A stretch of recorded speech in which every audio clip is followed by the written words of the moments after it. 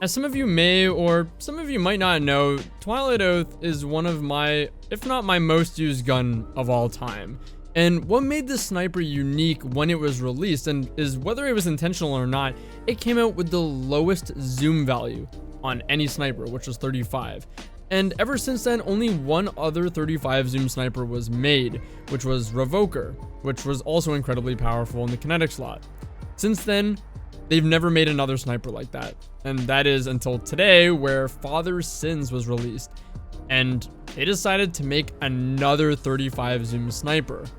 Now, 35 zoom snipers might not be as strong as they once were back in the day at the height of the super sniper aim assist meta, but it's still very, very good and strong. And they recently just got buffed, so this makes sense. Bungie buffs the low zoom snipers, releases another 35 zoom. Honestly, I didn't ever think they were gonna make another sniper like this. Are 35 zoom snipers as strong as they once were?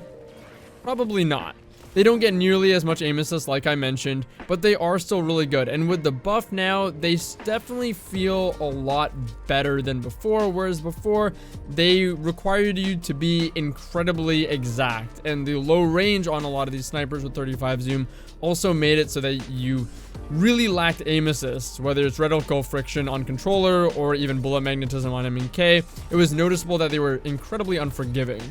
Now, I personally kind of like that, but they've boosted their forgiveness a little bit, and now they feel honestly viable again as meta options. I'm not sure a lot of people will gravitate towards this. A lot of people don't really like the rapid fire frame, but to me, the zoom makes this sniper worth it.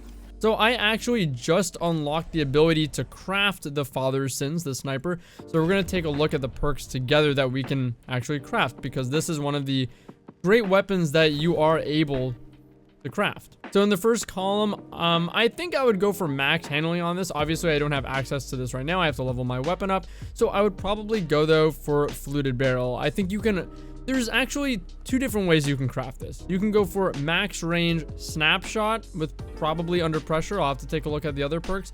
Or you go max handling with opening shot as well as under pressure or another boost. Or you can go max handling snapshot, of course. I guess those are the 2 or 3 ways that you can build this. So it does have accurize to boost the range as well. And in terms of our trait perks, it looks like we have access to in the first slot, no distractions and under pressure being our best options. The other options, not so great for PvP. So we probably want, again, either no distractions or under pressure, which have enhanced counterparts. No distractions enhanced means that aiming this weapon for a very short period of time reduces flinch. That's interesting. It doesn't reduce the flinch anymore, but it makes it so it takes less time to activate, which might actually make no distractions a really compelling option, because a lot of people don't like how long you have to stay in scope. So this might actually be pretty good. And then under pressure also gets better stability and accuracy improved. So that could be good as well because of that accuracy bonus, which does stack with Icarus Grip. So either one of those looking really good for the enhanced slot. In terms of our other slot, we have some things like opening shot and snapshot. Those are going to be your 2 best perks to go for. Opening shot gets greatly improved accuracy and range on that initial shot, which is very good. More aim assist, more range. Definitely very strong on this weapon, especially going for headshots and that margin of error, maximizing that. And snapshot is faster time to aim down sights. That hasn't changed, but stability is increased. So snapshot, not really getting a whole lot, but it is a powerful perk on snipers to begin with. So I don't know, maybe there's a world where we go for enhanced opening shot, as well as something like enhanced no distractions or enhanced under pressure, and go for max handling. We can see the base stats at the bottom of the screen. The max handling that this weapon can get is 92. So if we do go max handling with opening shot, it's still going to lack a little bit. So that might not be worth it. It's really up to you if you can get used to that feeling and that scope and speed. But otherwise, we can just max out on range, or again, max out on handling if you want that kind of quick draw feel about the weapon. I'm really undecided what I think is best yet.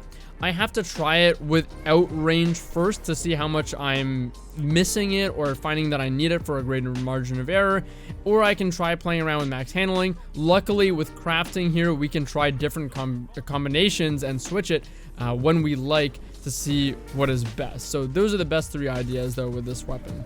Otherwise, the benefit of a low zoom sniper, why you'd want to use this, even though this archetype isn't the most favorable, low zoom scopes are very powerful, especially the scope on this weapon. It's very clear. You have a wide FOV, and that's what a low zoom scope is all about.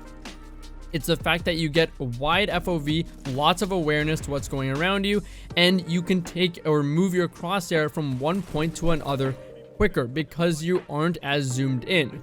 So that allows you to drag shot easier, and it's a little bit more forgiving towards not the greatest centering. With higher zoom snipers, you have to make sure your centering is very strong. Not that you shouldn't be paying attention to it. I said this with a shotgun video. Higher zoom means your centering has to be that much better, because if you aim down sights in on a target and you're a little off, it's going to take you more time to drag your crosshair from being off on a target to their head than you would on a high zoom snipe or a high magnification weapon than a low zoom sniper or a low magnification weapon. So it allows you, again, to just have a little bit more leniency and control. And this is very good, especially for controller players, because, again, you don't really have all that turn speed a lot of the time. Sometimes it's harder to even keep up with targets if you're really zoomed in, especially if you're a really low sense player. So this helps that quite a bit, so that you can still drag, follow your target, and not be quite as zoomed in or fall behind them, not have to worry about centering as much, and still have a lot of awareness to what's going around you. So that's the sniper. I'm honestly shocked that this sniper is a thing, and 35 zooms are back, and we'll have to see how they develop in the meta if people start using them, and if they get as strong as they once were, although I doubt it, because when I did use this, like I said, it didn't feel nearly as forgiving like back in the Forsaken days. And at the same time, I did notice that my centering, or the margin of error for my crosshair to be off, and my centering with my character movement mattered a little bit more with this weapon. It wasn't quite as lenient. I couldn't kind of just flick as mindlessly. I had to kind of line up my crosshair and take a second to do that and then flick. So there's that. Anyways, we'll see how this ends up panning out, and thanks for watching. Take it easy.